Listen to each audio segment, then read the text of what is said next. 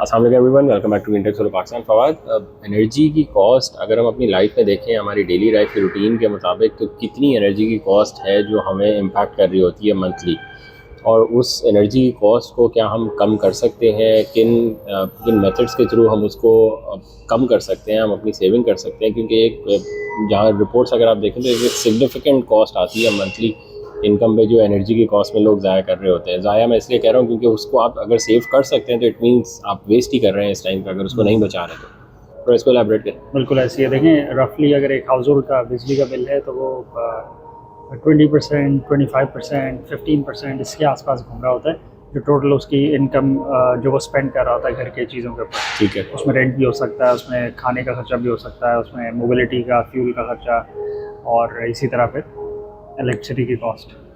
अच्छा, तो अगर 20-25% की आपकी कॉस्ट है, अगर आप उसको सेव करने की कोशिश करते हैं तो उसमें आपके पास बहुत सारे मेथड्स हैं। नंबर 1 आपके पास कंजर्वेशन है, आप बचा सकते हैं बिजली, अपने लाइफस्टाइल को थोड़ा सा नीचे कर सकते हैं, बिजली कम इस्तेमाल कर सकते हैं। नंबर 2 आप एफिशिएंट अप्लायंसेस ले सकते हैं।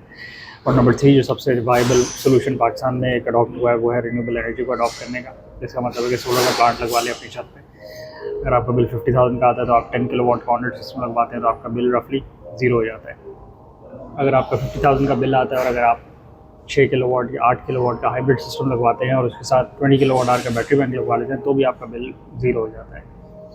तो इसमें फ़ायदा ये है, फ्लेक्सिबिलिटी ये है कि कंजर्वेशन में तो आपका लाइफस्टाइल गिरता है। अगर आप बिजली बचाते हैं और लेट से आप पहले एसी यूज़ करते थे और अब एसी नहीं यूज़ करते क्योंकि आपका बिजली का बिल की कॉस्ट बहुत ज़्यादा हो गई, तो आपका लाइफस्टाइल डिग्रेड हो जाता है। आप एसी में नहीं बैठ रहे हैं, अब आप गर्मी में काम कर रहे हैं तो हो सकता है आपकी प्रोडक्टिविटी भी कम होती है और आपकी एफिशिएंसी भी कम होती है, बट उससे भी बिजली का बिल कम हो जाता है। अगर आपका 50,000 का बिल पहले आता था विद एसी तो आपका बिल 20-25,000 आ जाएगा without AC, but lifestyle degrade हो गया, कॉस्ट कोई नहीं आई। अच्छा, उससे बेहतर ऑप्शन ये है कि आप सोलर सिस्टम लगवा लें।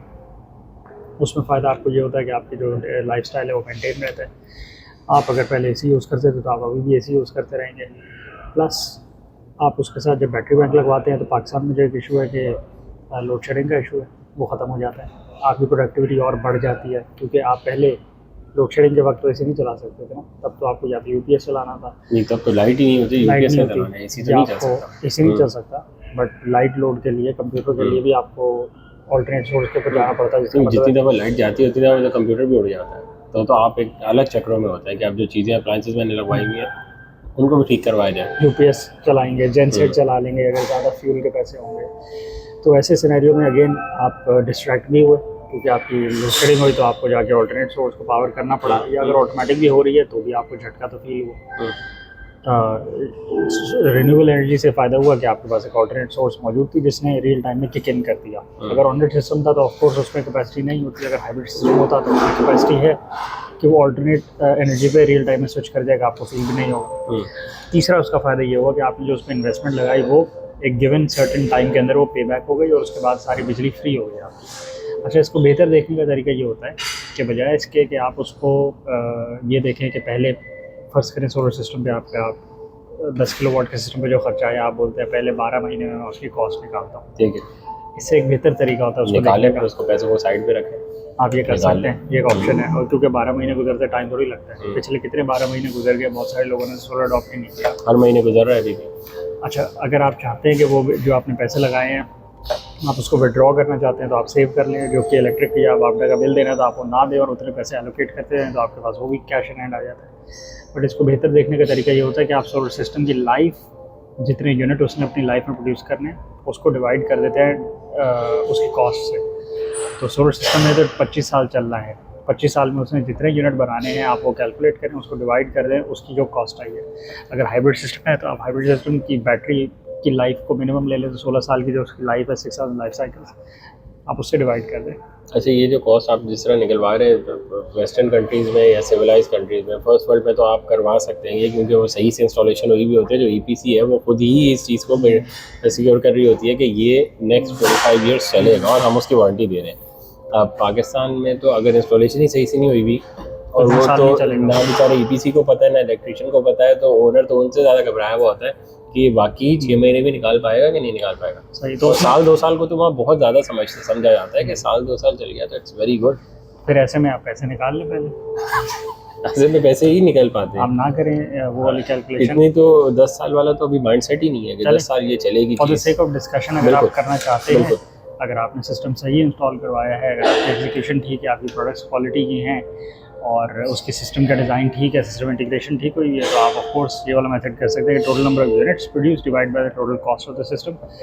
तो फिर आपको दिख जाता है कि अगर आपको के इलेक्ट्रिक के बावड़े से बिजली लेने की कॉस्ट आ रही थी 50 रुपये यूनिट, तो ये सोलर सिस्टम वाला जो आपने लगवाया है, इसके यूनिट की कॉस्ट आपको आएगी एक एक रुपये, शायद ही आए, हाँ। उससे भी कम। हाँ, एक भी तो ये बेहतर तरीका है देखने का कि ठीक है, थ्रू आउट इट्स लाइफ मुझे इतनी दफ़ा इसमें बैटरी चेंज करानी पड़ी, जो कि 16 साल की लाइफ है अगर प्रॉपर्ली डिज़ाइंड हो सिस्टम। तो 16 साल की लाइफ में बैटरी की रिप्लेसमेंट कॉस्ट ज़ीरो है, सोलर पैनल की रिप्लेसमेंट कॉस्ट ज़ीरो है, सोलर इन्वर्टर की रिप्लेसमेंट कॉस्ट ज़ीरो है। ऑपरेशन में छोटे सिस्टम है, रेजिडेंशियल कमर्शियल ऑपरेशन मेंटेनेंस की क्या कॉस्ट है, कोई भी नहीं। क्लीनिंग की कॉस्ट आप डाल लें उसमें, आप फ़र्ज़ करें एक दफ़ा इन्वर्टर ख़राब होने की कॉस्ट भी बीच में डाल लें। आप एक दफ़ा बैटरी अगर आप दिन में 2-4 लाइफ साइकिल इस्तेमाल कर रहे हैं, आपसे इलेक्ट्रॉनिक लोड शेडिंग है, तो आप उसकी कॉस्ट भी डाल लें बीच में, और आप फिर कैलकुलेट कर लें जो भी आपका सिनेरियो है। नॉर्मली जनरली जिनके सिस्टम लगे हुए हैं वहाँ पे ना बैटरी रिप्लेस होगी, अगर अच्छे इन्वर्टर लगे हुए हैं, प्रॉपर्ली लगे हुए हैं, अच्छी वेंटिलेशन के साथ लगे हुए हैं, तो वो भी रिप्लेस नहीं होंगे। सोलर पैनल अगर आप बहुत ज़्यादा एरियल फायरिंग वाले एरिया में नहीं लोकेटेड, तो भी आपके सोलर पैनल कभी रिप्लेस नहीं होंगे क्योंकि बुलेट नहीं लगेगा उन्हें। वैसे तो 25 ईयर से वो चलते रहेंगे। तो ऐसे में जब आप ROI निकालेंगे तो आपकी यूनिट कॉस्ट 1 रुपये से भी कम आ जाएगी, और वो बंदा जो भी बिजली वापडा के इलेक्ट्रिक से ले रहा है उसकी यूनिट कॉस्ट 50 रुपये, 40 रुपये, 60 रुपये आती रहेगी। और दूसरा इशू ये है कि जब भी रेट रिवाइज होंगे तो भी वो देखता रहेगा, और अगर लोड शेडिंग होगी तो भी वो देखता रहेगा। अब इस सारे सिनेरियो में सबसे ज़्यादा जिसने बेनिफिट हासिल किया होगा वो आदमी होगा जिसने ऑफ ग्रिड सिस्टम लगवाया होगा विद बैटरी बैंक्स, और जो चाह रहा होगा कि मैं अपने बिल को या तो कम कर लूँ, 70% सेविंग कर लूँ, या फिर 100% ऑप्टिमाइज़ करके 100% ऑफ द ग्रिड चले जाऊँ। उसकी वजह ये है क्योंकि उसकी बैटरी की लाइफ फिक्स्ड है, उसके सोलर पैनल्स की लाइफ फिक्स्ड है, उसके सोलर इन्वर्टर की लाइफ फिक्स्ड है। वापडा के इलेक्ट्रिक के रेट ऊपर ही जाने नीचे नहीं आए, उससे उसको फ़र्क नहीं पड़ना, और उसको इस बात से भी फ़र्क नहीं पड़ना कि मैंने जो एक्स्ट्रा बिजली बना दी है वो कोई मुझसे ख़रीदेगा कल को कि नहीं खरीदेगा, क्योंकि अपनी बिजली वो खुद बना के अपनी बैटरी में स्टोर करके खुद ही इस्तेमाल कर रहा है। तो उसको कोई कंज्यूमर ढूंढने की ज़रूरत नहीं है, वो 25 ईयर तक जो बिजली बनाएगा खुद ही इस्तेमाल करता रहेगा, और जो सिस्टम है वो उसको बिजली देता रहेगा। तो जो शुरू में बात थी कि एक सोलर सिस्टम से आपको फ़ायदा होता है कि नहीं होता, तो आपका बिजली का बिल ज़ीरो हो सकता है, और जो 25% 20% आप अपनी इनकम का स्पेंड करते हैं इलेक्ट्रिसिटी के ऊपर, वो मसला भी सॉल्व हो सकता है। उसके साथ साथ आपका लोड शेडिंग का इशू भी सॉल्व हो सकता है, और उसके साथ साथ आपका जो इन्वेस्टमेंट आपने करी होती है इस मद में वो रिकवर भी हो जाती है, जो कि नॉर्मली आप किसी भी और मद में करें तो ज़रूरी नहीं होता कि वो हो या ना हो। सबसे ज़्यादा तो जब आप इलेक्ट्रिसिटी का बिल दे रहे होते हैं तो उसी में आप जो है आपकी लीकेजेस शुरू हो चुकी होती हैं। आप तो पेमेंट कर रहे हैं, आप तो पैसे जा रहे हैं, आप पेट्रोल जो डलवा रहे हैं तो पैसे आपके ज़ाया हो रहे हैं और बर्न हो रहे हैं साथ साथ, तो वो तो कोई ROI और कोई आपकी सेविंग नहीं हुई, वो तो ज़ाया करे जा रहे हैं आप, और पिछले कई सालों से करे जा रहे हैं। बिल्कुल ऐसे ही।